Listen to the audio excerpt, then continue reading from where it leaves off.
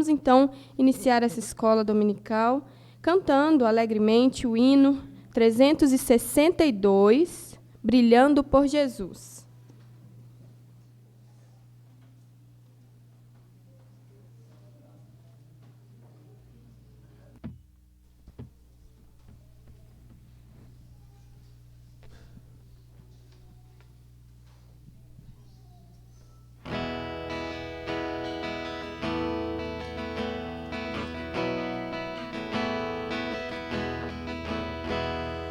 Vejo no céu esplendente do sol a clara luz.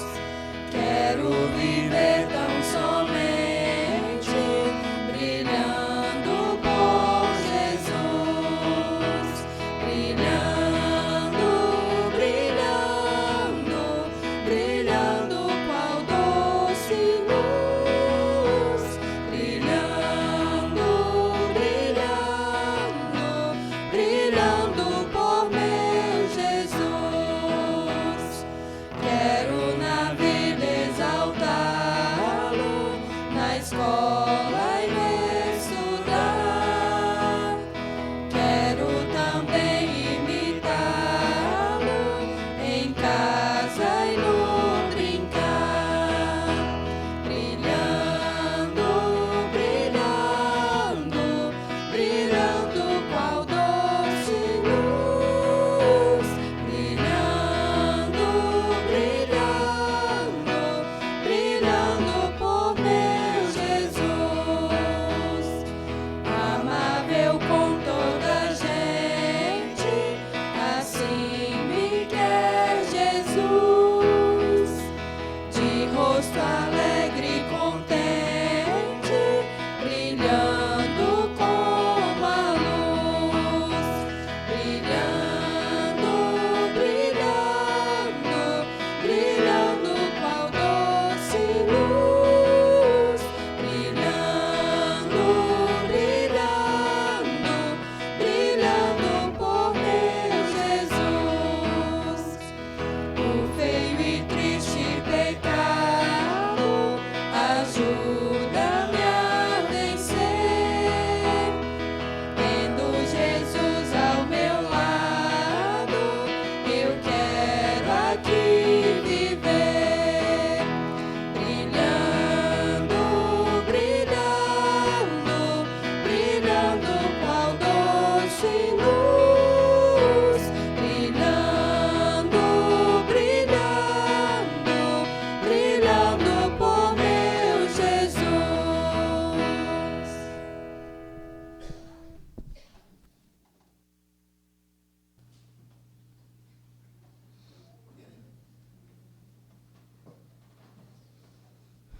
Vamos então, irmãos, agora de pé, fazemos a leitura, dessa vez todos juntos. Vamos ler Lucas 8, de 1 a 15. Lucas 8, de 1 a 15.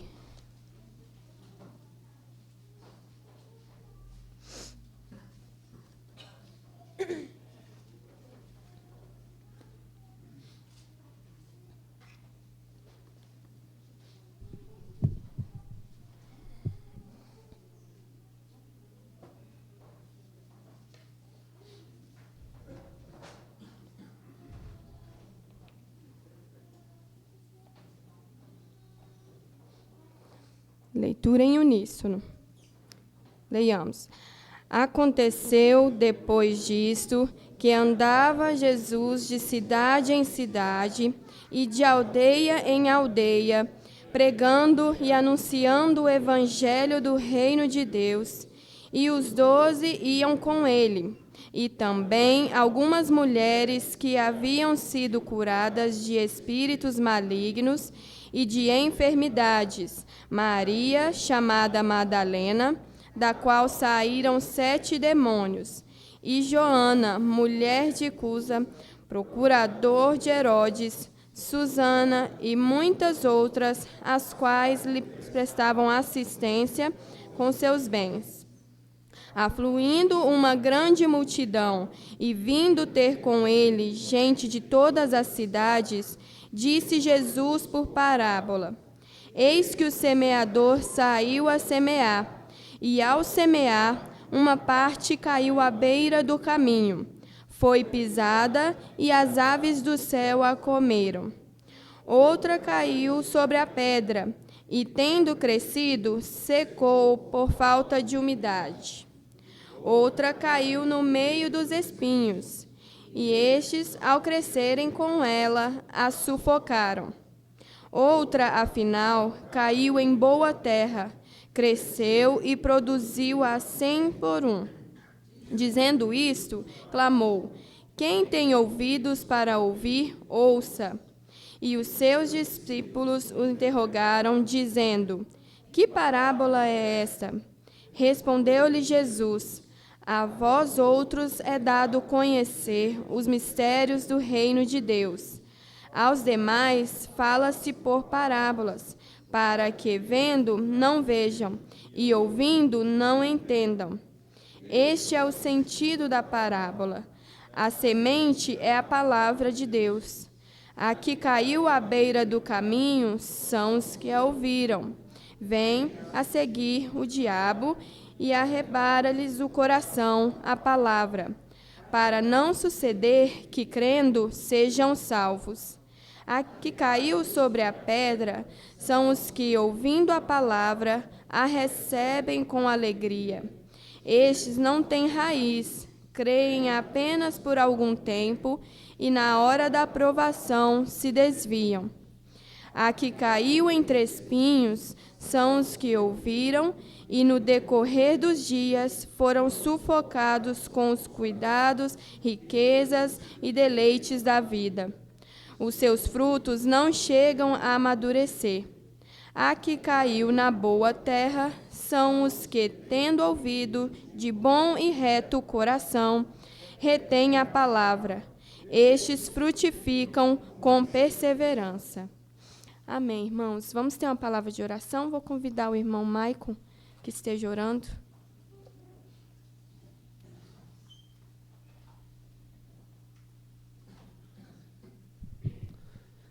Bendito Deus e soberano Pai, na Tua presença nós nos encontramos, ó Deus, esta manhã, com o propósito de prestar culto ao Senhor, com a intenção de sermos edificados pela Tua palavra e sairmos daqui, ó Pai, mais conscientes daquilo que devemos ser diante do Senhor, mais preparados a servi-lo, ó Pai, nas mais diversas áreas das nossas vidas, levando o Teu nome, ó Pai, através de cada atitude nossa.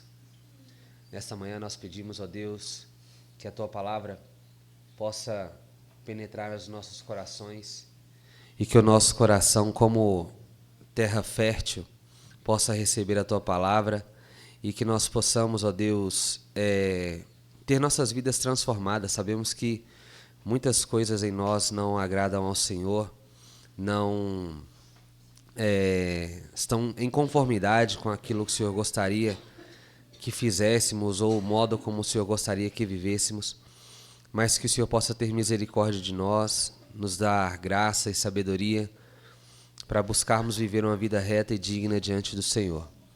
Que o Senhor abençoe a nossa igreja, abençoe, ó Deus, as lideranças desta igreja, cada pessoa que exerce um trabalho aqui nesta igreja, ó Pai, que os Teus servos possam sempre fazê-lo com diligência, com zelo, buscando, ó Pai, a glória do Teu nome. Que o Senhor, ó Deus, abençoe os lares desta igreja. Nós não sabemos, o que cada um passa dentro da sua casa, mas o Senhor conhece todas as coisas e é soberano sobre todas as coisas. Que o Senhor nos ajude, ó Pai, em nossas dificuldades. Que o Senhor, ó Deus, seja com cada um. Que onde houver, ó Deus, alguma coisa de ruim acontecendo dentro do lar de um querido irmão nosso aqui, que o Teu Santo Espírito, ó Deus, possa entrar, ó Pai, e estar consolando, confortando a cada coração, e que nós possamos viver como família do Senhor. Foi para isso que o Senhor nos chamou, e que a Tua palavra seja a nossa direção. Que a Tua palavra possa ser, ó Deus, aquilo que nos guie por um caminho que agrade ao Senhor. Cuide de nós, ó Deus, fortaleça-nos nessa jornada que não é fácil, e que o Teu nome sempre seja engrandecida em nossas vidas. Te agradecemos por tudo, em Cristo Jesus te oramos. Amém. Irmãos, já vamos então passar para a divisão das classes. E só um lembrete que hoje a apresentação está na responsabilidade dos adultos e da terceira idade, ok? Podem ir para as suas classes.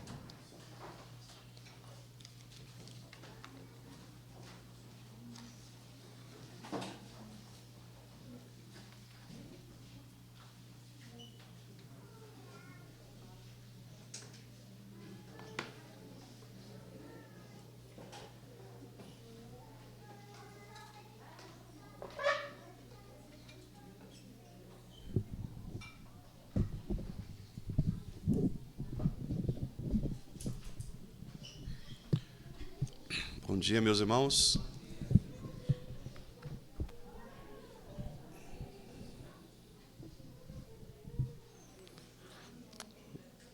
Convidar os irmãos para, em continuidade, né, os nossos estudos, abrir no livro do profeta Obadias.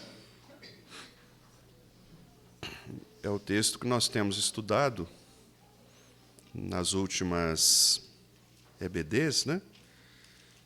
E os irmãos se lembram que eu disse que o objetivo era tratar de alguns textos que são pouco explorados na Bíblia, porque são textos de profetas menores. E estes textos, eles são muito significativos, não é, para a vida da igreja, até porque são textos inspirados, né, estão na Escritura Sagrada. Então, nós devemos olhar, sim, com a mesma intensidade, não é, que nós olhamos os demais textos da Bíblia.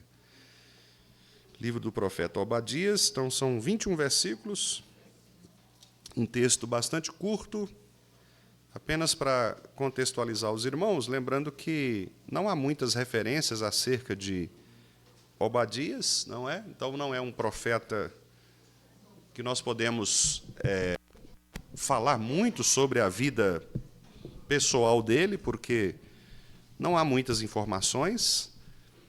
Nós sabemos que ele teve um ministério muito específico de profetizar contra os edomitas. E quem são os edomitas? Quem foram os edomitas? Foram os descendentes de Esaú, não é? Então nós estamos aqui diante de uma briga de família. São dois irmãos. Deixa-me só fechar aqui essa.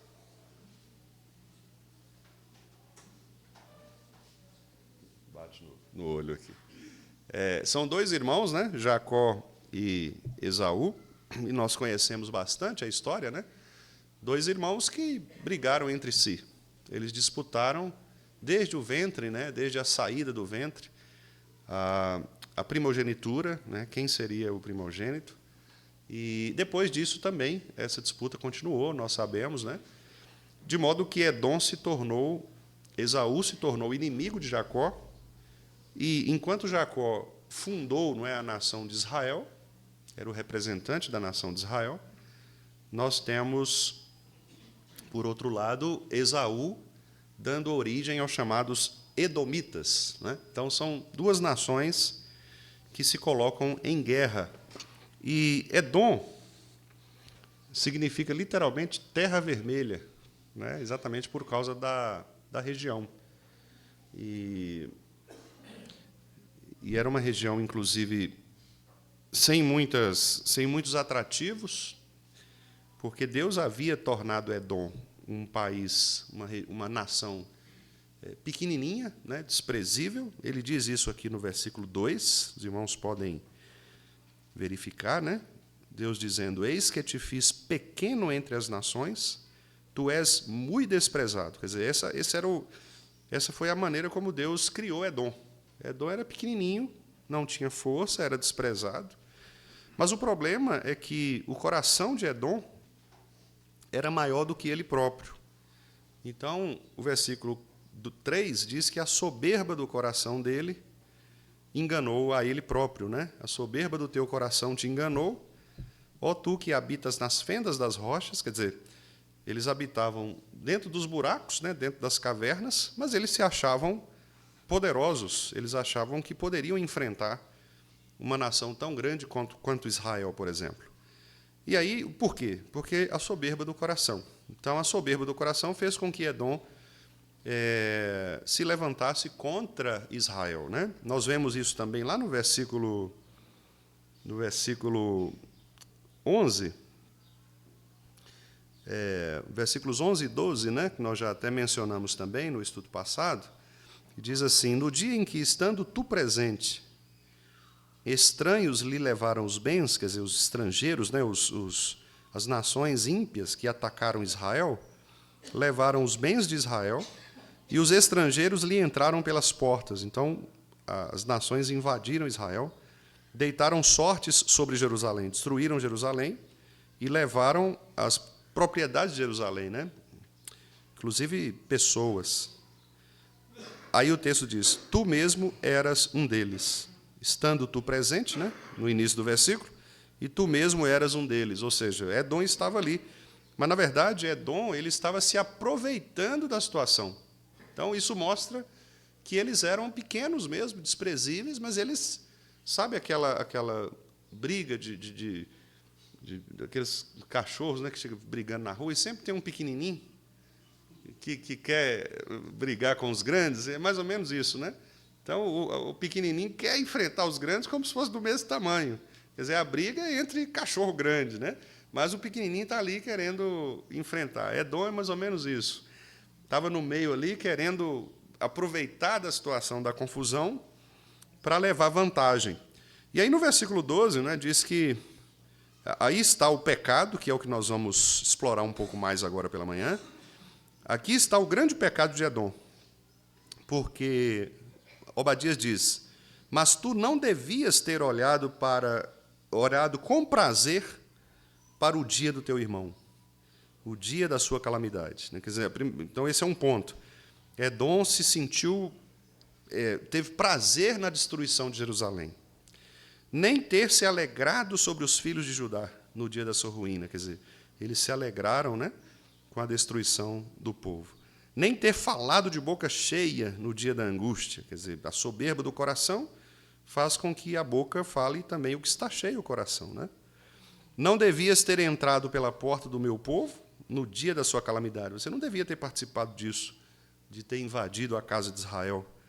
Tu não devias ter olhado com prazer para o seu mal no dia da sua calamidade. Quer dizer, a Bíblia diz que nós devemos pagar o mal com o bem, não é? E não retribuindo com o mal. Edom aqui, ele fez o mal para com o seu irmão, para com Israel, e teve prazer nisso, não é?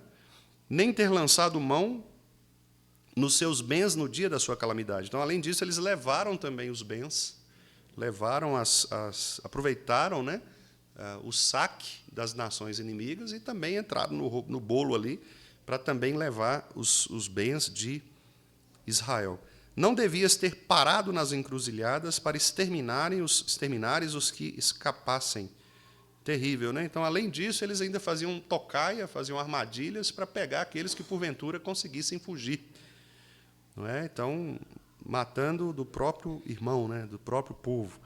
Nem ter entregado os que lhe restassem no dia da angústia. Então, a gente vê aqui do 12 até o 14, especialmente os principais pecados, não é, que os edomitas cometeram contra o povo de Israel. Então, irmãos, esse assunto, né, essa profecia, ela fala exatamente de uma soberba que leva à ruína, né? Esse é um tema que nós poderíamos colocar como um título para essa sessão. Foi a soberba de Edom que levou Edom à ruína, à destruição. Porque claramente, né, o texto diz, no versículo 3, a soberba do teu coração te enganou. E essa é uma lição para todos nós, né? Uma lição para mim, uma lição para os irmãos. A soberba é um sentimento, obviamente, não é uma virtude, não é um sentimento espiritual, né? Muito pelo contrário. Eu penso que a soberba, ela, inclusive, é o próprio Satanás, né, que age no coração, no nosso coração, porque Satanás foi aquele que primeiramente demonstrou soberba, né? Nós lemos lá a respeito da queda de Satanás, E a gente percebe que o grande desejo de Satanás foi tornar-se como Deus, né? Ser como Deus. E Paulo, quando escreve, se não me engano, a Timóteo, né? Acho que Timóteo, depois eu confirmo, ele fala a respeito disso, né? Que foi esta soberba, né? Ou esta arrogância de Satanás que o fez cometer o pecado primeiro ali da queda, né? Afastar-se de Deus. Judas também fala sobre isso. Segunda carta de Pedro também fala sobre isso, né? Que são problemas relacionados à queda de Satanás. A Bíblia não entra em detalhes, a gente não tem detalhes sobre a queda de Satanás, né? Assim, só sabemos que ele pecou contra Deus, que ele caiu mesmo, mas a Bíblia não entra em detalhes como que foi esse processo, né? A gente imagina mais por fruto de especulação, né, do que propriamente do que a Bíblia diz, né? Então, por isso que a gente não pode acrescentar muita coisa, porque a especulação, obviamente, nunca é a palavra de Deus, né? Mas, se os irmãos olharem, por exemplo, aqui em 2 de Pedro, eu vou ler aqui, os irmãos nem precisam abrir, apenas aqueles que quiserem conferir, né? Mas ele fala, por exemplo, aqui, em 2 Pedro 2, versículo 4, diz assim... Não, eu vou ler o trecho todo, porque aí eu acho que fica mais claro.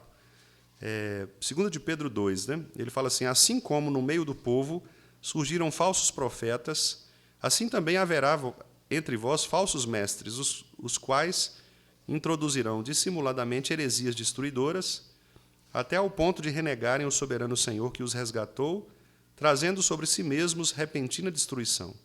E muitos seguirão as suas práticas libertinas, e por causa deles será infamado o caminho da verdade. Né? Quer dizer, o caminho do Evangelho terá uma má fama por causa desses falsos mestres que ensinam heresias destruidoras. E aí vem, também movidos por avareza, farão comércio de vós, com palavras fictícias. Isso aqui é muito sério, né, irmãos? É óbvio que a gente não pode ser leviano de fazer comparações, né, de apontar aqui ou ali quem poderiam ser essas pessoas, mas claramente o texto diz de falsos mestres, né, falsos pastores, profetas, que ensinam heresias, que ensinam coisas que não estão na palavra de Deus. E o texto diz que eles são movidos por avareza, não é? E é exatamente essa tendência do coração. Quer dizer, o centro destas pessoas está nelas mesmas, não está na palavra de Deus, não está no Evangelho. O que elas querem é promover a si mesmas. Elas não querem promover o Evangelho de Cristo. Mas diz o texto que, para eles, o juízo lavrado a longo tempo não tarda, e a sua destruição não dorme. Deus haverá de punir os soberbos. Ora, se Deus não poupou anjos quando pecaram, quer dizer, nem os anjos, né?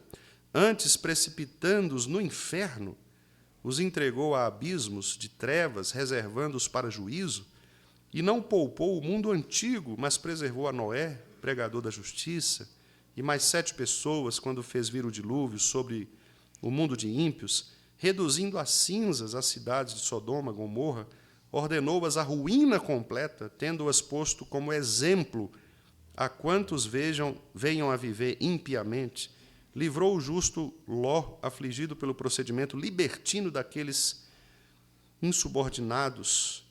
E aí o texto continua mostrando, né, várias e várias situações.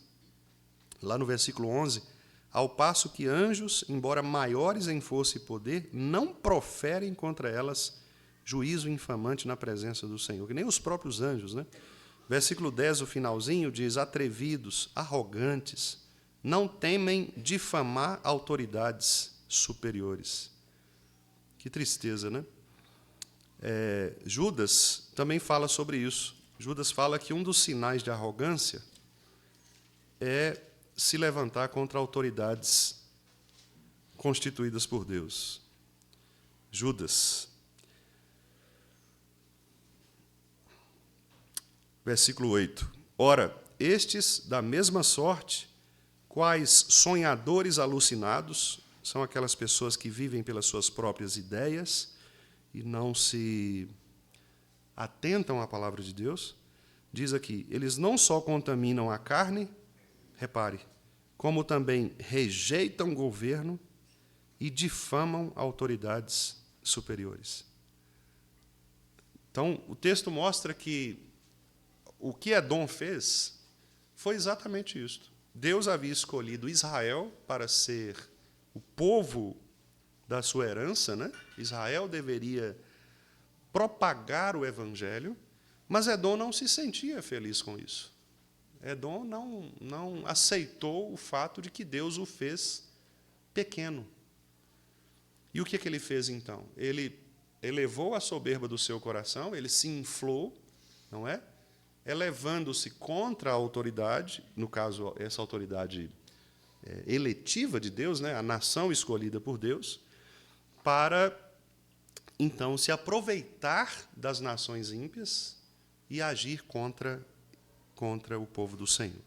Então, aqui, eu gostaria de chamar a atenção dos irmãos exatamente para esse fato, né? Essa seção que nós estamos aqui, de 5 a 14, ela descreve exatamente a injustiça e a falsa segurança de Edom. E isso vai mostrar o quê? Vai mostrar um juízo iminente e inevitável de Deus contra esta soberba, né? A gente percebe aqui que é um retrato muito vívido de como a soberba e a omissão, né, diante do sofrimento do próximo, no caso aqui do seu irmão, atraem a disciplina do Senhor contra nós. Então, a primeira coisa aqui é que as pessoas, que o povo de Edom tinha, né, e que alguns talvez hoje também venham a ter, é a ilusão da segurança. Eles eram iludidos. Edom é comparado aqui a uma casa saqueada completamente. O texto diz que o orgulho de Edom será sua queda. O texto chega, inclusive, a ironizar. O texto diz que até ladrões deixam algo para trás, mas o juízo de Deus não. O juízo de Deus não deixará nada ser escondido.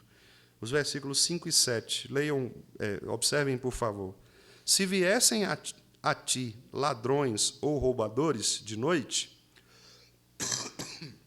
como estás destruído? Não furtariam só o que lhes bastasse? Quer dizer, os ladrões eles iam pegar só aquilo que eles estavam interessados mesmo e ainda ia deixar coisas para trás. Se a ti viessem os vindimadores, não deixariam pelo menos alguns cachos? Como foram rebuscados os bens de Esaú? Como foram esquadrinhados os teus tesouros escondidos? Os teus aliados, todos os teus aliados, te levaram para fora dos teus limites. Os que gozam da tua paz te enganaram, prevaleceram contra ti. Os que comem o teu pão puseram armadilhas para os teus pés. Não há em Edom entendimento. Observe a ilusão de segurança, né? Edom, eles pensavam estar seguros pela sua própria soberba, pela sua própria, seus próprios recursos, né? E, claramente, Deus está dizendo, olha, esta ilusão aqui de segurança é o que vai determinar a sua ruína. Quanto mais você buscar segurança nas coisas que não são as da palavra de Deus, mais a sua ruína virá contra você. Porque, meus irmãos, qualquer argumento que nós utilizemos que não seja argumento bíblico, ele é fraco, é frágil. Qualquer discussão da nossa vida deveria ser em torno da palavra de Deus. Qualquer discussão. Não deveríamos considerar nenhuma outra possibilidade de argumentação senão a Escritura. Porque nós declaramos isto, inclusive, não é?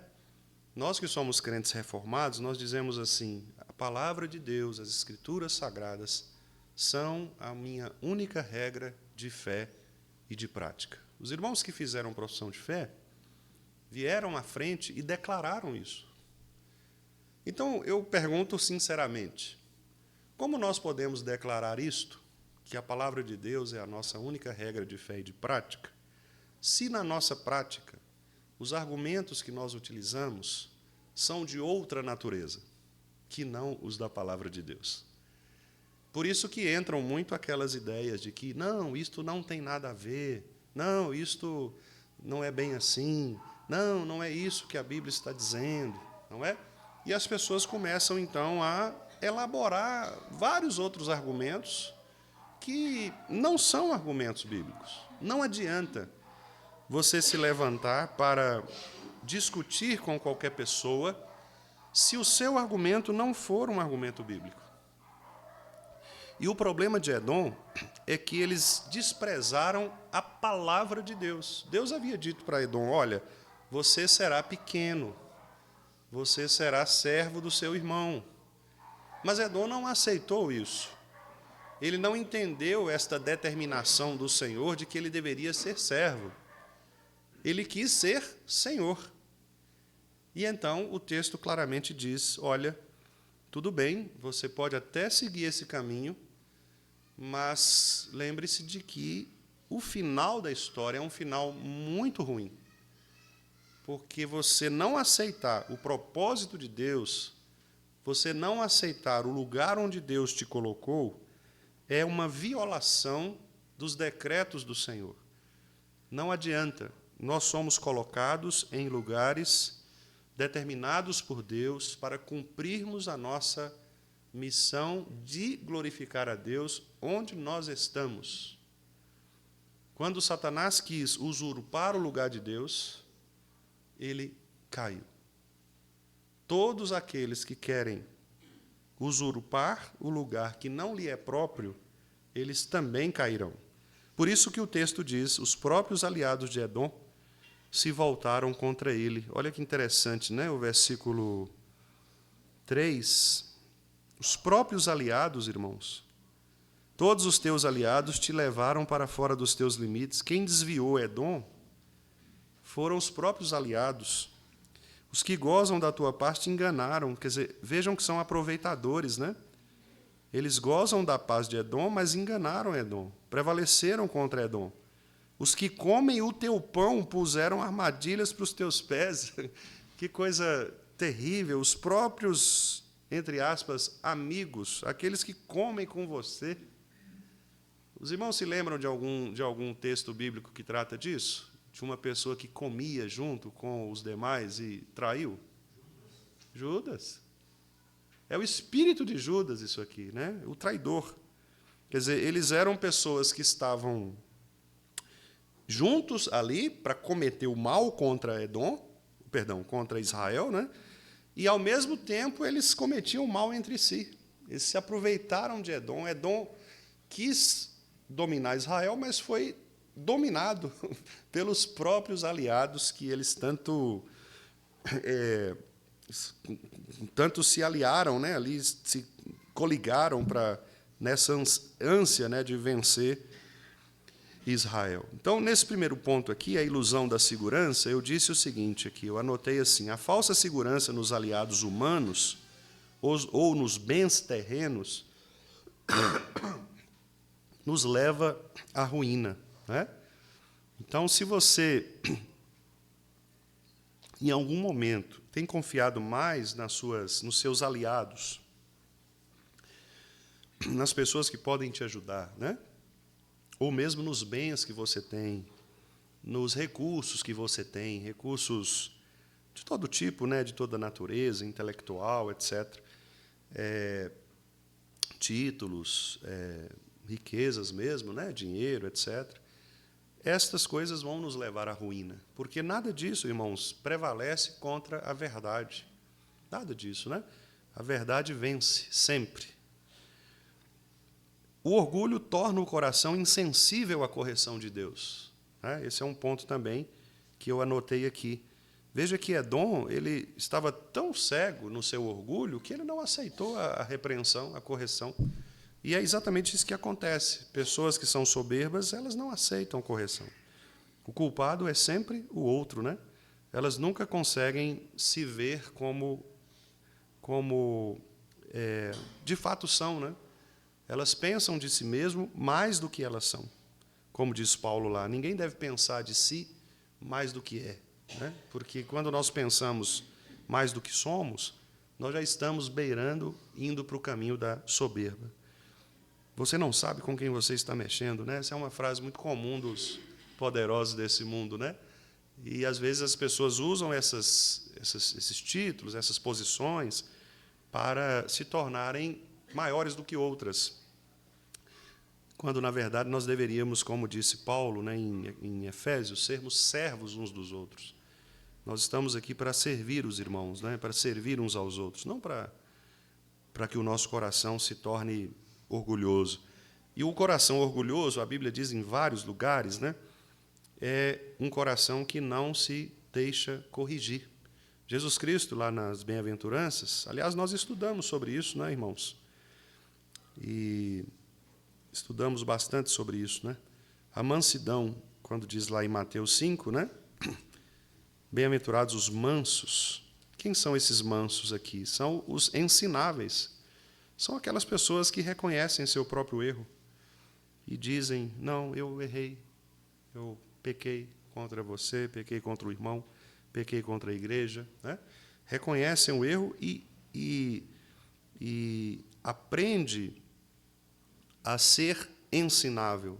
Mateus 5,5. Bem-aventurados os mansos, porque herdarão a terra.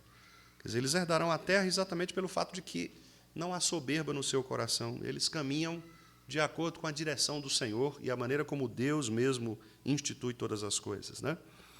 Deus desmascara alianças falsas e destrói a autossuficiência. Um outro ponto que eu também mencionei aqui. Veja que as alianças aqui elas foram desmascaradas, né? Eles tentaram fazer alianças entre eles, achando que ia dar certo e tal, mas as alianças elas não prevaleceram. Destrói a autossuficiência, né? Depois os versículos 8 e 9, eu coloquei aqui um segundo ponto, que é a humilhação dos sábios e poderosos. Versículos 8 e 9 dizem assim: os teus não acontecerá naquele dia, é uma pergunta, né? Diz o Senhor, que farei perecer os sábios de Edom e o entendimento do monte de Esaú? Quer dizer, não vai acontecer isso? Não é exatamente isso? Os teus valentes, ó Temã, estarão atemorizados, para que no monte de Esaú seja cada um exterminado pela matança. Então, aqui a humilhação. Deus haverá de humilhar estes que são poderosos. Lá em Jeremias, capítulo 49, verso 7... Jeremias 49, 7, diz assim o texto: a respeito de Edom, assim diz o Senhor dos Exércitos, acaso já não há sabedoria em Temã? Já pereceu o conselho dos sábios? Desvaneceu-se-lhe a sabedoria? Fugi, voltai, retirai-vos para as cavernas, ó moradores de Dedã, porque eu trarei sobre ele a ruína de Esaú, o tempo do seu castigo. Não é? O versículo 10, mas eu despi a Esaú, descobri os seus esconderijos, e não se poderá esconder. Deus acha, né? Deus sempre acha o soberbo, né? Deixa os teus órfãos, versículo 11, e eu os guardarei em vida, e as tuas viúvas confiem em mim. Quer dizer, aqueles que eram desprezados, né, que eram motivos de perseguição, de escárnio, eles serão guardados pelo Senhor. Edom, então, era famosa, né, por essa sabedoria, mas ela se foi. Deus confunde até mesmo os sábios, porque quando eles se tornam orgulhosos, se tornam soberbos, eles modificam, né? A gente vê muito isso, por exemplo, na ciência, né? Ciência, você tem muitas pessoas inteligentes, muitas pessoas muito bem preparadas, mas à medida que elas colocam a razão, né, a pesquisa, o método científico acima da própria palavra de Deus, eles começam a fazer confusões e começam a afirmar coisas que não estão de acordo com a palavra de Deus, né? Então é uma maneira de nós percebermos a soberba do ser humano, né? A soberba do ser humano leva o ser humano a inventar coisas mesmo, a criar circunstâncias para se opor, né, a Deus e à Igreja de Deus. Né? Nenhuma glória humana pode resistir ao juízo do Senhor. Nenhuma glória humana. A gente percebe os poderosos do nosso mundo, né, os grandes presidentes, aí, essas confusões de guerras, etc. E a gente fica com medo, eu confesso aos irmãos, que às vezes, né, dá um temor no nosso coração de que as coisas possam piorar mesmo, né, e haver reflexos, inclusive, sobre nós, né, ainda que não seja de guerra propriamente, mas os efeitos da guerra, né, questões econômicas, políticas, etc. Mas é claro que a palavra diz que nada foge ao controle do Senhor, muito pelo contrário, né, está tudo decretado pelo Senhor. E nesse texto aqui a gente percebe que nenhuma glória humana pode resistir ao juízo do Senhor. Mais cedo ou mais tarde, né? Pode ser que nós crentes passemos por tribulações terríveis, não é? Pode ser que nós passemos tempos muito difíceis, pode ser que talvez até alguns de nós sejam mortos mesmo, né, por causa de uma perseguição, mas o fato é que o juízo virá, não é? O juízo virá, ainda que seja naquele último dia, quando Jesus se levantar para resgatar o seu povo. Então, ali haverá um juízo, né, o juízo final. O fato é que não subsistirão aqueles que se levantarem contra o povo do Senhor, não é? Contra a igreja do Senhor, contra o povo escolhido de Deus, não é? As estruturas humanas caem quando Deus decreta o seu juízo. A sabedoria sem temor de Deus é tola. Texto muito conhecido nosso, lá de Provérbios, né, capítulo 1, verso 7. Todos nós deveríamos, de fato, guardar esse texto em nosso coração, né? Que diz: o temor do Senhor é o princípio do saber. Mas os loucos, o que eles fazem? Eles desprezam a sabedoria e o ensino. Eu conversava com uma irmã essa semana e ela dizia para mim: senhor pastor, interessante, porque as lições o senhor tem pregado, o senhor tem falado, né? O senhor tem ensinado, e mesmo assim muitas pessoas ainda ignoram esse ensino, né? E eu disse para ela exatamente isso, irmã. Por quê? Porque chega um momento em que a palavra de Deus, se não me engano, foi o Michael Horton ou o Paul Washer, um dos dois, agora eu me fugi aqui o autor, mas independente do autor, o que ele disse é verdade, né? Ele disse o seguinte, que haverá um tempo em que nós precisaremos evangelizar os próprios crentes, evangelizar a própria igreja, né? E, infelizmente, eu acho que esse tempo chegou. Porque, de fato, nós vivemos numa cultura tão pagã, tão secularizada, que a palavra de Deus é um bico, é uma opinião para nós. Quer dizer, você faz todo o resto pensando nas suas estruturas de conhecimento, e a palavra de Deus é um penduricalho, entendeu? Você consulta a palavra de Deus só para encontrar base para aquilo que você já crê. Não é? Então, assim, você crê em determinado pressuposto, aí o que você faz? Você vai lá na palavra de Deus tentar encontrar o que a palavra de Deus fala sobre isso para você extrair dali um apoio para você. Não, mas a Bíblia fala isso aí e tal, né? Quando, na verdade, deveria ser o contrário. Nós deveríamos ir para a Bíblia primeiro, conhecer a Bíblia, porque é nela que está a sabedoria, e, a partir dela, julgar o nosso conhecimento, julgar os nossos pressupostos. Se um pressuposto estiver contrário à Bíblia, você precisa abandonar esse pressuposto. Eu sei que é uma palavra radical, irmãos, mas é a palavra bíblica. Eu não posso dizer outra coisa para vocês, né? O compromisso que eu tenho com vocês é um compromisso de pastoreá-los de acordo com a palavra. Eu não tenho aqui compromisso de ensinar a vocês outras coisas que não sejam a palavra. Então, eu preciso ser honesto com Deus, eu preciso ser fiel com o Senhor, e com vocês também, que me confiam o pastoreio. Os argumentos precisam ser argumentos bíblicos. A palavra precisa entrar no nosso coração de tal maneira que ela seja suficiente para nós. Suficiente para nós.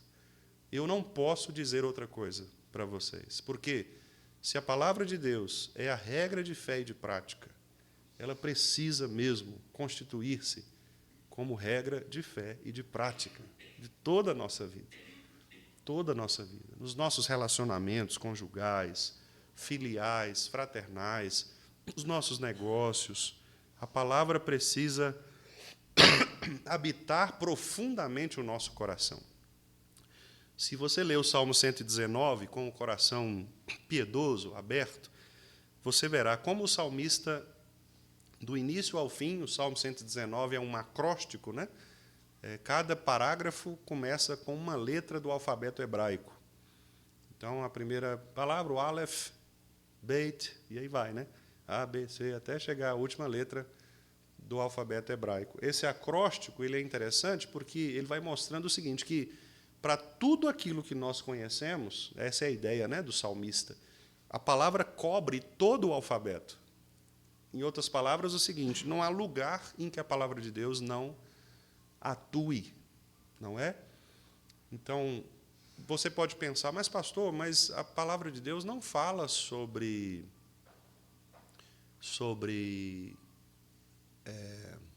pneumonia, né? A palavra de Deus não fala sobre que tipo de remédio eu tenho que tomar na pneumonia. Eu tenho que consultar um médico. E o médico ele não vai abrir a Bíblia lá na hora da consulta, né, para dizer para mim ali, a partir da Bíblia, qual remédio eu tenho que tomar. É óbvio que ele vai usar um conhecimento técnico, conhecimento externo, seus estudos, né? Mas a Bíblia ensina a você que, mesmo que aquele médico seja o melhor dos médicos que você consultou na sua cidade, mesmo que ele aplique para você a melhor medicação, se não for o Senhor, nem o médico, nem a medicação farão efeito. E você vai morrer de pneumonia. Este é o ponto. Porque a Bíblia diz isso, que a sua vida está debaixo do controle do Senhor.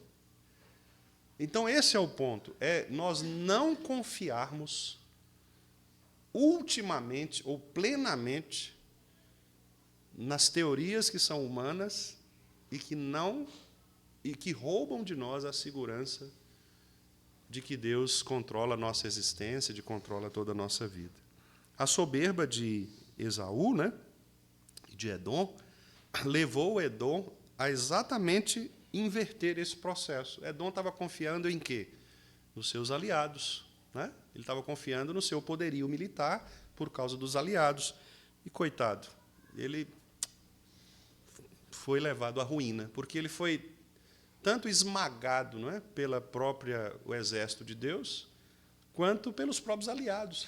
Ele sofreu de todos os lados, né? Até aqueles que estavam com ele humilharam porque ele era pequenininho, ele era desprezível, não valia nada, mas ele se inflou, né?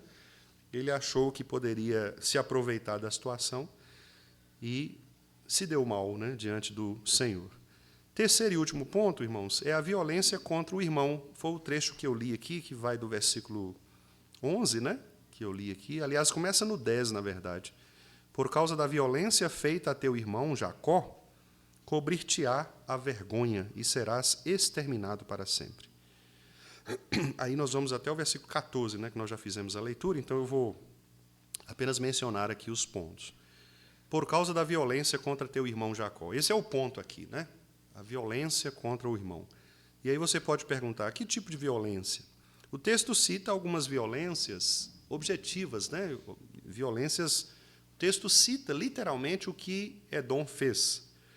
A acusação aqui ela é clara, né? Edom ele se omitiu em relação ao irmão, a Jacó, né? Ele se regozijou, ele se alegrou com a destruição do seu irmão e participou desse sofrimento. A Bíblia nos ensina que nós não devemos pisar na cana que já está esmagada, não é verdade? Ou seja, nós precisamos de misericórdia. O nosso irmão, ele precisa do nosso cuidado, do nosso apoio. E nós não podemos nos levantar para piorar, agravar a situação do nosso irmão. Muito pelo contrário, nós devemos ser pacificadores, como diz o texto da palavra do Senhor, também lá nas bem-aventuranças, que também nós tratamos, bem-aventurados os pacificadores. E, sendo pacificador, o que não significa encobrir o pecado, né? Porque, no caso de Edom, por exemplo, o pecado ele foi exposto e tratado. Mateus 5. Bem-aventurados os pacificadores, porque serão chamados filhos de Deus, versículo 9, né? Então, aqueles que são pacificadores, eles são chamados filhos de Deus. Por quê? Porque o filho de Deus, ele procura a paz. Aliás, o texto diz, procura a paz e empenha-te por alcançá-la, não é? E Paulo diz, a paz de Cristo seja o árbitro em vossos corações. Há muitas palavras bíblicas que trazem a respeito da ideia de paz, né? Mas essa paz, obviamente, ela não é construída a partir de uma tolerância humana, né? Não é aquela ideia de que você, o fulano fez mal, eu vou tolerar. Não. É uma paz construída em torno da verdade. Só há paz quando há verdade. Quando a verdade ela é rompida, quando ela é desafiada, nós devemos nos levantar para a guerra. Porque é assim que a palavra ensina, né? Contra a verdade, os crentes se levantam. Então, se a partir do momento que houver, por exemplo, um ensino falso, um ensino contrário à verdade, nós temos a obrigação de nos levantar contra este ensino. Não é? Por quê? Porque nós lutamos pela verdade, não por nós mesmos. A defesa não é pessoal, não é minha. A defesa é pelo argumento da palavra de Deus. Quanto a mim, pessoalmente, eu posso errar, como também posso acertar, porque somos pecadores. Mas a palavra de Deus ela não erra. Então, se a palavra de Deus diz claramente sobre algo, não há por que nós duvidarmos deste algo. Né? Não há por que nós tratarmos a palavra de Deus com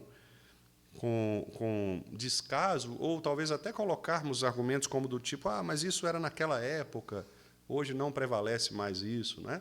Não, a palavra de Deus ela permanece a palavra de Deus sempre. Sempre. A palavra de Deus não tem tempo. Aquele tempo. Não, existe um contexto, obviamente. Esse contexto precisa ser analisado, mas o princípio ali permanece o mesmo. Por exemplo, Paulo, quando fala sobre as mulheres usarem véu nas igrejas, é óbvio que isso é um costume muito típico da cultura, muito típico da época, daquele ambiente. Mas existe um princípio ali, que é o princípio da submissão. Não é? As esposas devem ser submissas a seus maridos. Paulo diz, inclusive, que as mulheres não deveriam falar na igreja, né? E isso também é uma questão contextual, porque, naquele contexto, quando uma mulher se levantava para falar na igreja, ela envergonhava a liderança do seu marido. Então, Paulo está dizendo, olha, livrem-se disso, cuidado com isso, porque isso pode envergonhar o próprio evangelho. Então, a mulher, se ela tiver dúvida, pergunte ao marido em casa, porque o marido é o seu líder, né? Então, é uma questão contextual, cultural, mas tem um princípio ali. O princípio da liderança masculina sobre a feminina. Liderança, não de dignidade. Ambos são dignos diante do Senhor. Ambos têm os seus espaços, obviamente, mas de liderança. Um marido que permite que uma mulher se levante, que a sua esposa se levante acima dele, ele está pecando contra a palavra do Senhor. Se uma esposa ela se levanta para ensinar sem que esteja sob a autoridade do marido, ela peca contra o Senhor. Por isso mesmo que a Igreja Presbiteriana do Brasil resolveu, no último Supremo Concílio, não permitir que mulheres preguem. Porque o Supremo Concílio entendeu, a partir da pergunta 148 do Catecismo Maior, que aqueles que devem pregar a palavra são aqueles que foram designados para isso.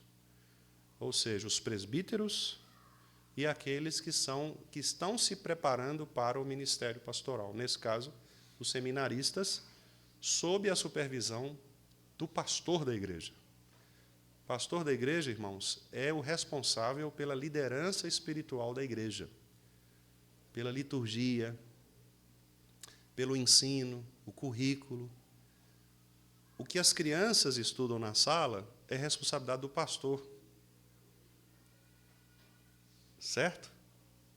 É responsabilidade do pastor. O que nós fazemos no culto é responsabilidade do pastor. Então, o pastor é a liderança espiritual sobre a igreja, sobre as suas ovelhas. De modo que, se é assim, é preciso haver também, por outro lado, um entendimento da igreja em relação a isso, para submeter-se na palavra de Deus ao ensino que lhe está sendo proferido. Não é? Por que eu falo na palavra de Deus? Porque, obviamente, pode ter um pastor, eu mesmo, né, que talvez ensine algo contrário à Bíblia. Se é isso, os presbíteros da igreja são os primeiros que devem se levantar para conversar com o pastor, dizendo: pastor, este ensino que o senhor está trazendo para a igreja, ele nos deixou em dúvida, ele não é um ensino bíblico. Vamos conversar sobre isso. Os presbíteros, certo? Eles são os primeiros a se levantarem. É assim que funciona desde o início da igreja cristã, né? Desde o Antigo Testamento, passando pelo Novo Testamento, nas igrejas reformadas e assim por diante. Então, são princípios da Escritura, né? O texto não diz claramente em qual médico você deve ir, qual remédio você deve tomar. O texto não diz em qual mecânico você deve levar seu carro.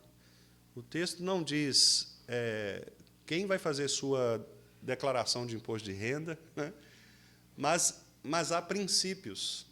Você vai pedir a um contador desonesto que vai rasgar as notas fiscais lá, né? Hoje até nem dá mais, né, Henrique e Thalita, né? Hoje é tudo tão conectado que os dados já vêm tudo cruzado ali, né? Mas antes, eu me lembro que o meu padrasto era contador, comentei com vocês, né?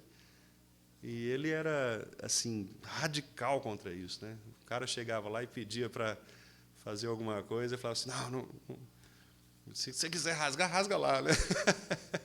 Porque é a honestidade. Então, quer dizer, a Bíblia não vai dizer que eu tenho que procurar o Henrique, mas ele vai dizer que eu tenho que procurar uma pessoa que seja honesta, uma pessoa que vá fazer, né, executar aquele trabalho de maneira cristã, não é? Moralmente bíblica. Porque, então, é isso que eu estou querendo dizer, né? A palavra ela traz princípios. Então, eu voltando lá àquela citação inicial, haverá um momento em que nós teremos de evangelizar os próprios crentes. Infelizmente, eu acho que chegamos nesse momento, porque muitos de nós preferem viver, né, com as opiniões extra-bíblicas do que opiniões bíblicas. Se a palavra diz, obedeçamos, mesmo que isso, às vezes, doa em nossos corações ou não nos convença completamente, mas a palavra diz isto, né? 7 ações aqui a gente pode enumerar. 7 ações são condenadas nos versículos 11 a 14. No 11, nós temos o primeiro aí: assistir passivamente. Tu não devias ter olhado com prazer para o dia do teu irmão, o dia da calamidade. Repare que ter se alegrado sobre os filhos de Judá, nem ter falado de boca cheia, é indiferença, né? Assistir passivamente. Edom estava assistindo passivamente aquela situação dos inimigos se levantarem contra o povo de Deus, né? Isso nos ensina, meus irmãos, que nós não devemos assistir passivamente quando a verdade ela é atacada. Quando a verdade ela é atacada, nós precisamos nos levantar. Esta omissão, muitas vezes, que acontece, né, dentro das nossas igrejas evangélicas, acaba prejudicando muito, porque quando Winston Churchill, que foi o primeiro-ministro inglês, né, disse que geralmente os maus eles crescem, eles se avolumam, porque os bons se calam, né? Os bons ficam quietinhos e os maus se levantam. E aí vem as grandes badernas, né? Quando os bons, no sentido de corretos, né, de verdadeiros, se levantam, então a boa palavra ela se estabelece, não é? Então, quer dizer, assistir passivamente ao desastre é um pecado. Outro pecado, alegrar-se da calamidade, não é? Versículo 12 aí. Eu li o 12 aqui, mas na verdade era o 11, o assistir passivamente é o 11, né? Estando tu presente, depois tu mesmo eras um deles, eu até destaquei para os irmãos. Agora, no 12, é o alegrar-se da calamidade, né? Então, eles tinham prazer no dia do irmão, eles se alegravam com a destruição, também é um pecado. Se você se alegra porque o seu irmão está sendo injustiçado, também é pecado. Né? Se você se alegra pela queda do seu irmão, isso é pecado. Falar com arrogância, versículo 12 também, a última frase, nem ter falado de boca cheia no dia da angústia. Você não deveria ter falado de boca cheia. Falar de boca cheia é falar arrogantemente. Né? Eu venci, está vendo? Está vendo? É isso aí, agora eu quero ver. Né? Aquela comemoração de que eu venci a guerra, né, contra o meu irmão. Infelizmente, a gente vê isso, né, nas igrejas. Invadir a cidade, versículo 13. Não devias ter entrado pela porta do meu povo. Pilhar os bens é outro pecado aí, né? Pilhar os bens aqui, a gente pode até entender que é também uma questão de você defraudar, né? O Novo Testamento usa essa expressão, defraudar o irmão. Então, por exemplo, num relacionamento entre namorados em que há relação sexual, né? A Bíblia chama isso de defraudação. O outro ali está roubando do outro o que não lhe pertence ainda. Né? Então, isso é defraudar. É o mesmo pecado aqui. Pilhar os bens, quer dizer, você tira do outro o que pertence ao outro. Né? E aí você pode tirar do outro várias coisas, né? Tanto riquezas mesmo, bens materiais, como foi o caso aqui, quanto também tirar do outro outras questões que lhe pertencem, como, por exemplo, a sua própria posição, sua própria liderança, né, etc. Impedir a fuga dos sobreviventes, eu acho que isso aqui é de todo o texto, é claro que tudo aqui é ruim, né, mas eu acho que esse aqui é o pior de todos. Quer dizer, porque, além disso, eles ainda ficavam parados nas encruzilhadas para exterminar quem passava. Né? Quer dizer, é muita maldade, né? É muito desejo de ver destruído mesmo o irmão. Né? E trair os fugitivos, versículo 14 também. Né? Nem ter entregado os que lhe restassem. Então, entregou ainda aqueles que fugiam. O silêncio diante da injustiça é cumplicidade. Irmãos, a verdade, ela existe. É impossível, até do ponto de vista lógico, que duas verdades sejam contrárias. Uma delas é verdade, a outra não é. Não há possibilidade de nós termos duas verdades contrárias. Eu não posso dizer, por exemplo, esta parede é branca, e outro dizer, esta parede é azul, e os dois estarem com a razão. É impossível. Percebe? É logicamente impossível. Só há uma verdade, a parede é branca. Não existe possibilidade de você ter duas verdades contrárias. Toda verdade, ela se soma a verdades. Então, por que eu estou dizendo isso? Porque, quando nós estamos diante de, entre aspas, verdades, a maneira correta que você tem para estabelecer a verdade é a Escritura Sagrada. Correto?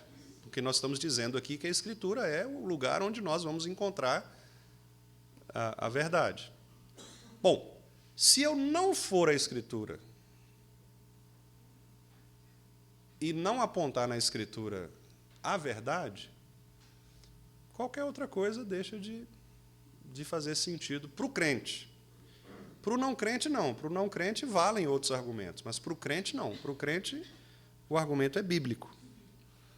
E, diante do argumento bíblico, nós não temos muito o que conversar. Por exemplo,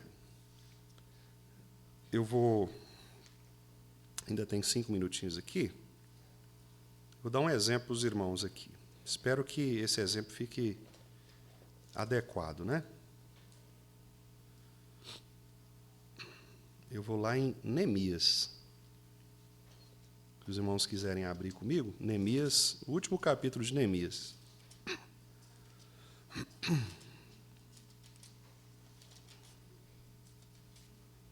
Neemias 13. As últimas reformas de Neemias. As últimas. Aqui Neemias já tinha feito várias reformas, e é engraçado, né, porque a gente elogia tanto Neemias, né, pelas reformas, mas quando chega a hora da gente reformar o que Neemias reformou, a gente fica... Não é bem assim, não, né? Versículo 23 em diante. Neemias 13, 23 em diante. Vi também naqueles dias que judeus, quer dizer, povo de Deus, haviam casado com mulheres asdoditas, amonitas e moabitas. Seus filhos, eles não tinham língua, eles falavam meio asdodita e não sabiam falar judaico, mas a língua de seu respectivo povo. Eu me lembro de uma vez que um presbítero de uma igreja, né, que eu também era presbítero na época, chamou a criança para fazer a oração final, né, na escola dominical, e aí a criança começou assim, Pai Nosso, obrigado, Ave Maria. Aí o presbítero puxou, o Nilson, o presbítero puxou e corrigiu, aí ela continuou ali, né? Mas por quê? Era uma criança cujo pai não era crente. É mais ou menos isso aqui que o texto está falando. Seus filhos falavam meio asdodita, meio católico, e não sabiam falar judaico, não sabiam falar o evangeliquez, né? Mas a língua de seu respectivo povo. O que Neemias fez? Versículo 25. Ficou tranquilo? Assistiu passivamente? O que aparece? Qual a palavra que aparece aí? Você sabe o que é contender?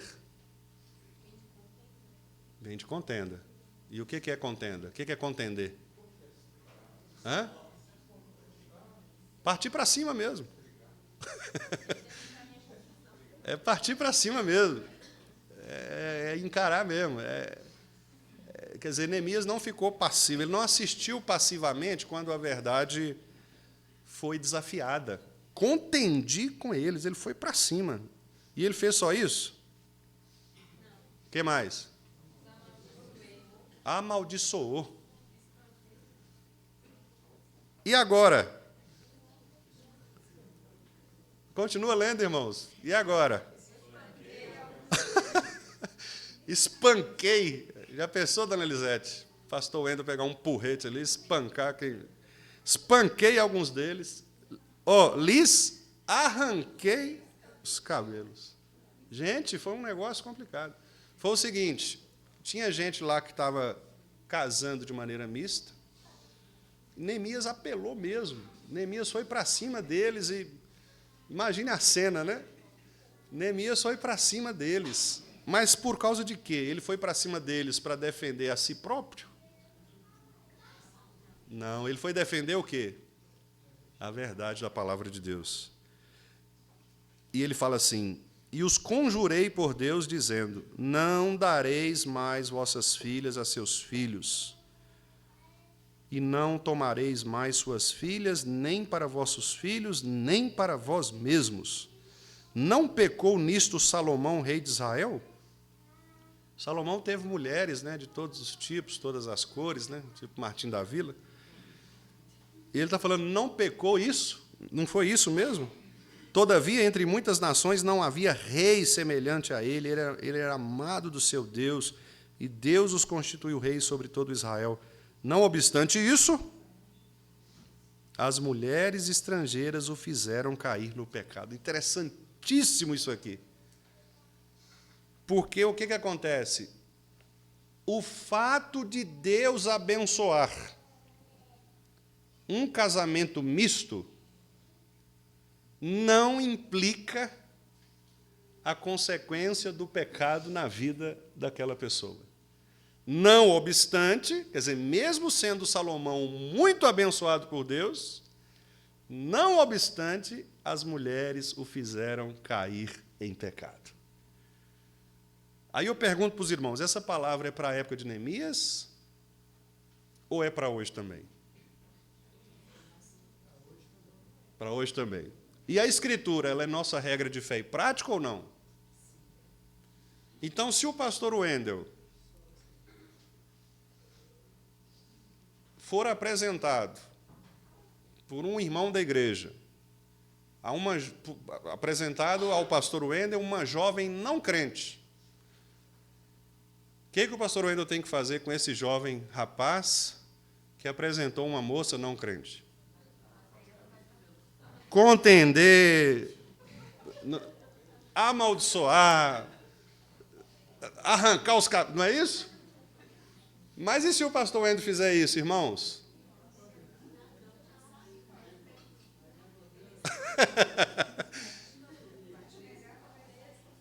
Não é? Então, irmãos, veja, eu estou fazendo assim num tom de brincadeira, mas claro que a gente não vai espancar, a gente não vai arrancar os cabelos, mas o que eu quero mostrar para os irmãos é o poder da palavra de Deus. E a nossa luta, irmãos, não é contra pessoas, é contra o pecado. Quer dizer, eu não estou contra o irmão que está namorando com uma pessoa ímpia. Não, eu amo aquele irmão. E é por amar aquele irmão que eu digo para ele, é pecado isso que você está fazendo. Agora, o risco de ele ficar com raiva de mim é muito grande. Certo? Mas observe, Neemias não teve esse problema. Ele não teve esse problema. Ele tinha um compromisso com a verdade.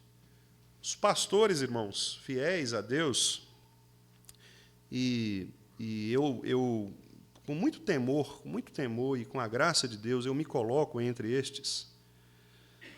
Eles, muitas vezes, sofrem mesmo esta visão equivocada pelo fato de que é só a palavra que está sendo ensinada. E a palavra somente, no nosso tempo, né, na nossa geração, ela não é suficiente para os crentes. Infelizmente, nós vivemos uma época quase semelhante à pré-reforma, em que as pessoas elas valorizavam também outras coisas. E os nossos irmãos reformadores, eles vieram à tona, levantados por Deus, para dizer, irmãos, sola Escritura. Só a Bíblia e toda a Bíblia. Só a Bíblia e toda a Bíblia. Nós precisamos estar atentos a isso, porque quaisquer outros argumentos que tentem usurpar o argumento da Escritura será um problema para nós. Por isso as confissões de fé e os credos são tão importantes, porque eles são para nós as colunas que vão tanto sustentar o nosso edifício, quanto também limitar a nossa esfera de interpretação. A confissão de fé diz a respeito de várias coisas, sobre o dia do Senhor, sobre a Escritura, sobre as doutrinas da justificação, adoção, etc., sobre o Espírito Santo. Está tudo ali. Sobre o casamento, está tudo ali. Aliás, na confissão de fé, a expressão lá é muito forte a respeito do casamento. A expressão lá é dizendo que os crentes não devem se casar com papistas e outros idólatras. Está lá, na nossa confissão de fé. Então, quer dizer, como é que eu posso, sendo um cristão reformado, como é que eu posso, sendo um cristão presbiteriano, ignorar a minha própria confissão? Percebe que é uma questão complicada, é uma questão ética até, não é? Então, é preciso que nós retornemos à Escritura. E eu vou concluir, então, dizendo aqui o seguinte, né? Na minha conclusão aqui breve, um parágrafo que eu disse assim: Edom representa todos aqueles que se exaltam acima de seus irmãos, se alegram com a desgraça alheia e confiam em sua própria força. O juízo é certo. Contudo, Deus preserva seu povo e chama os seus à humildade, misericórdia e justiça. Cristo é o irmão fiel que não nos abandona no dia da angústia e se entregou por nós para que possamos ser fiéis a Ele. Então, ontem eu até li, né, no chá de fralda da Bebel, o texto de Isaías, né? Se a minha mãe, uma mãe não desampara um filho que ainda mama, mas se isso acontecer, Deus vai estar conosco, né? Então, é exatamente isso. Israel cria nisso, né? Jacó cria nisso.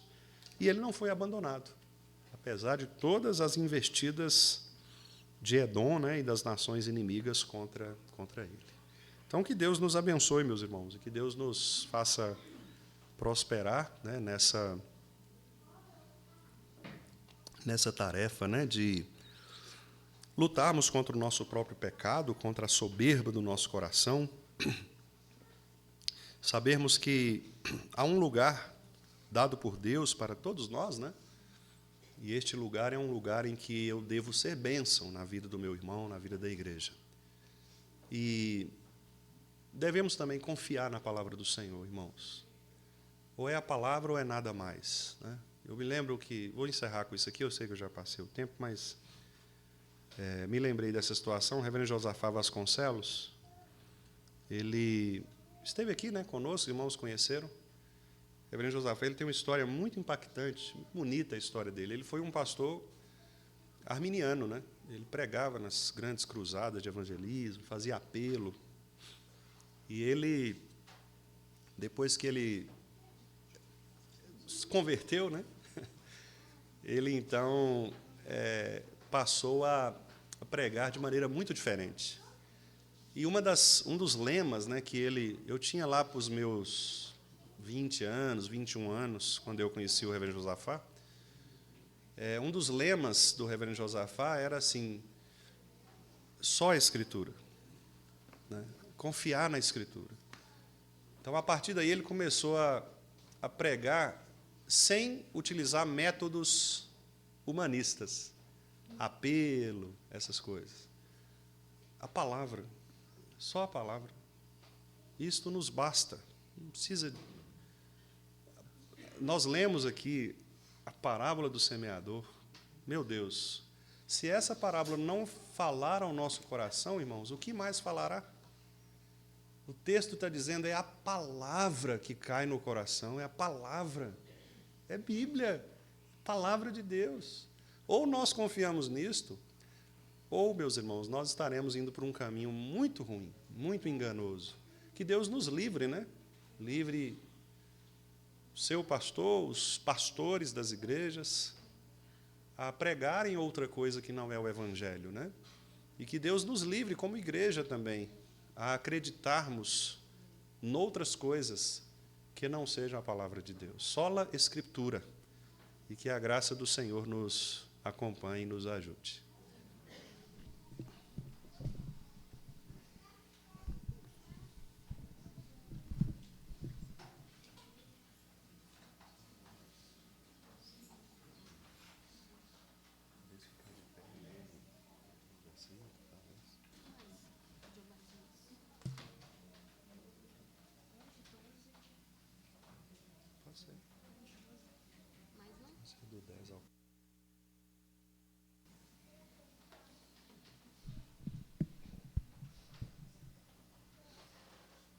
Amém, irmãos. Vamos, então, aqueles que assistiram, né, a aula do pastor agora, vamos nos colocar de pé e vamos fazer a leitura juntos de Obadias, do 10 ao 14.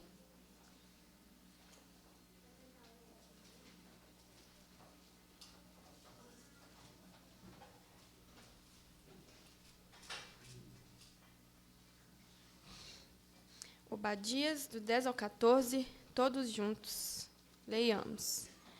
Por causa da violência feita a teu irmão Jacó, cobrir-te-á a vergonha e serás exterminado para sempre. No dia em que, estando tu presente, estranhos lhe levaram os bens, e estrangeiros lhe entraram pelas portas e deitaram sortes sobre Jerusalém, tu mesmo eras um deles. Mas tu não devias ter olhado com prazer para o dia de teu irmão, o dia da sua calamidade, nem ter te alegrado sobre os filhos de Judá, no dia da sua ruína, nem ter falado de boca cheia no dia da angústia. Não devias ter entrado pela porta do meu povo no dia da sua calamidade. Tu não devias ter olhado com prazer para o seu mal no dia da sua calamidade, nem ter lançado mão dos seus bens no dia da sua calamidade. Não devias ter parado nas encruzilhadas para exterminares os que escapassem, nem ter entregado os que lhe restassem no dia da angústia. Amém, irmãos. Os irmãos podem se assentar, que o Senhor esteja completando em nossos corações a palavra dele. Vamos, então, cantar o hino de número 32, O Deus Fiel. Esse momento, irmãos, é o momento dos dízimos e ofertas, e também, logo após o hino, o momento dos aniversariantes, aqueles que estiverem presentes e que se sentirem, à vontade, quiserem vir à frente, receber os nossos cumprimentos, os aniversariantes da semana, irmã Aline, Gedalva, Violeta, Sebastião, e também aniversário de casamento da Ana Maria e do Gessi. Os que quiserem vir também, então vamos cantar hino 32.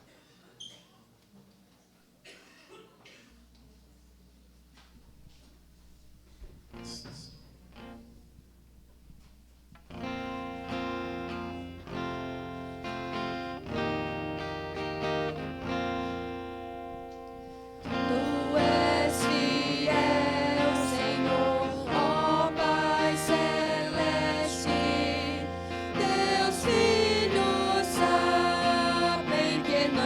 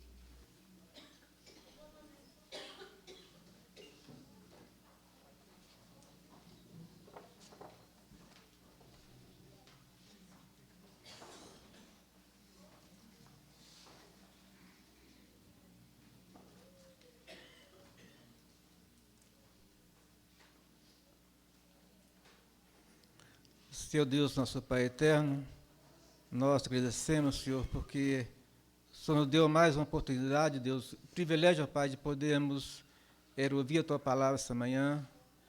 Deus, nós te pedimos, Deus, que ela venha falar cada dia em nossos corações. Sabemos, Deus, que nós somos falhos, mas o Senhor pode nos orientar, nos dar sabedoria, Deus, para praticar tudo aquilo, Deus, que nós temos ouvido nessa manhã. Senhor, meu Deus, nós também suplicamos, Senhor, o perdão dos nossos pecados, que o Senhor esteja cada dia mais, Senhor, nos perdoando, nos purificando, nos dando, ó Deus, condições de não pecar contra Ti, ó Pai. Nós também te louvamos, te agradecemos pelos irmãos que contribuíram com seus dízimos e oferta, ó Pai, que a cada dia mais o Senhor possa também dar, Senhor, alegria a eles para estar sempre contribuindo com a Tua obra, Pai. Nós somos agradecidos, no nome de Jesus. Amém.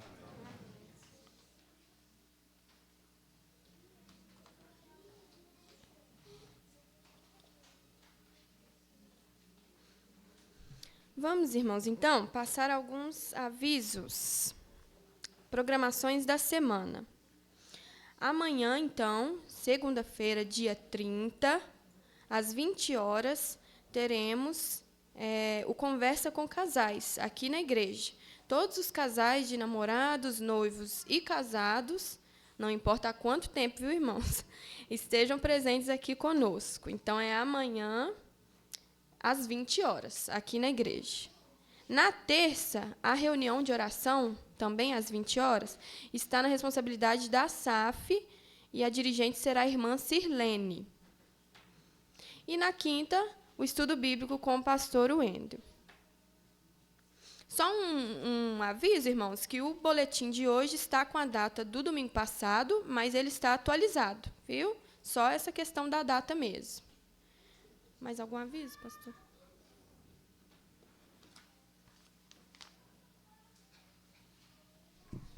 Irmãos, a UPA me pediu para dar um aviso aqui para os irmãos, que é o seguinte, os adolescentes Rafael, João Pedro, Caio e Kleber, junto com os adolescentes Henrique e Duda,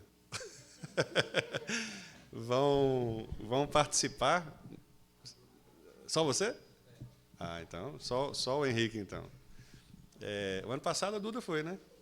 Ah, tá. Então, esse ano só o Henrique. O Henrique está responsável, né, o diácono Henrique está responsável por capitanear aí, né, os nossos adolescentes. Eles vão participar da Semana Missionária, né, que é um evento que acontece todos os anos. E para isso, para que a gente possa apoiar os nossos adolescentes, eles pedem da igreja alguns itens, né, de consumo de alimento e tal, porque as igrejas fazem esse trabalho exatamente para municiar os adolescentes ali, né, durante a semana, alimento, etc. Então, eu instruí aos adolescentes que procurassem alguns irmãos, né, especificamente, pedindo ao irmão ali uma doação específica, né? Então, chegar para o irmão Tiago, o senhor pode contribuir com um arroz, né, e tal. E aí, eu só estou avisando isso para os irmãos ficarem cientes de que eles vão nos atacar aí, né?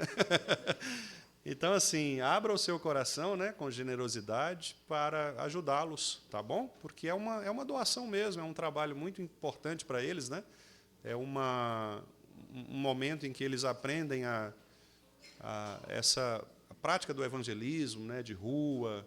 Então, é muito interessante aí. Então, os irmãos puderem contribuir, vai ser muito bom. E também eu vou colocar depois no grupo da igreja, tem uma lista, né, de itens. Aí eu vou disponibilizar também, porque se porventura você não for procurado, mas quiser contribuir, então, né, poderá também fazê-lo aí, tá bom? Everton, aí tem alguém que vai, deixa aqui mesmo com... Então, o irmão Wilson aí da junta já pode, se for o caso, Serginho. Para onde eles estão indo? A cidade eu não lembro o nome. Mutum. É nome de mosquito, né? É isso mesmo. Mutum. Ok, irmãos? E um outro aviso, só para os irmãos ficarem também atentos em relação à semana, é que na próxima semana, se Deus quiser, nós teremos a ceia, né? Então, tanto pela manhã quanto à noite. Tá certo? Os irmãos então estejam preparados, né? para os 2 cultos que nós, com a graça de Deus, teremos na próxima semana. Deus abençoe, então, e até à noite, né, se Deus quiser. Vamos orar ainda, né? O presbítero Tiago vai dar um recadinho. Logo após, ele faz a oração final e estaremos dispensados.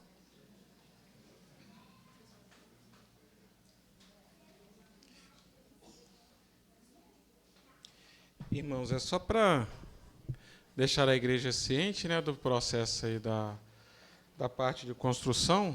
A gente não é para orar não, né, Maico? Ore, irmãos, também, né? Mas é porque nós já estamos fazendo, só para dar ciência aos irmãos, né, que a comissão tem trabalhado aí, tem feito contato com algumas empresas, nós já recebemos 2 orçamentos, 2 propostas, estamos aguardando mais 3, se não me engano. Aí, se Deus abençoar, tomara que nesta próxima semana consigamos receber aí essas outras propostas que faltam, porque realmente já está bem atrasado. O pessoal atrasou aí no envio para a gente, tá bom? Então, nós já recebemos 2 propostas, faltam 3 aí, se Deus quiser, para a gente sentar, avaliar, analisar e continuar orando a Deus para que Ele continue, né, conduzindo todas as coisas, tá bom? Vamos colocar de pé e orar. Santo, santo, santo Deus, digno de toda honra, glória e louvor. Ó Pai, diante do Senhor nós agradecemos por esta manhã, por esta rica oportunidade, ó Deus, que tivemos de estudar a palavra do Senhor. E assim como a Tua palavra mesmo nos ensina, que ela possa ficar guardada em nossos corações, Senhor, para que não venhamos pecar contra o Senhor. Que ela possa trazer mudança, transformação de vida em cada um de nós, para a Tua igreja, para crescimento, para a edificação da Tua igreja, Senhor. Obrigado, Deus, porque o Senhor é um Deus presente, um Deus que cuida, que sustenta, que ampara. Até mesmo quando nós não merecemos, ó Pai, o Senhor está cuidando de nós. Obrigado, Deus, porque o Senhor tem feito isso em cada detalhe e que possamos sempre reconhecer, ó Deus, o quanto nós precisamos do Senhor. Continue, ó Deus, guiando a Tua igreja, abençoando as famílias, fortalecendo a fé de cada irmão. Agradecemos também, ó Deus, ao Senhor pelos aniversariantes da semana, a nossa irmã Aline, Ana Beatriz, Sebastião, outros irmãos que agora eu não lembro aqui, mas o Senhor conhece cada um. Que o Senhor continue abençoando estes irmãos, ó Deus, que têm, ó Deus, caminhado com o Senhor. Ó Deus, firme os passos deles com o Senhor, livra-os de todo mal, que eles possam contar cada dia na Tua presença, se alegrando, ó Deus, porque o Senhor tem cuidado deles. Nós oramos agradecido, fazemos isso no nome santo de Jesus. Amém, Senhor. Amém. Amém.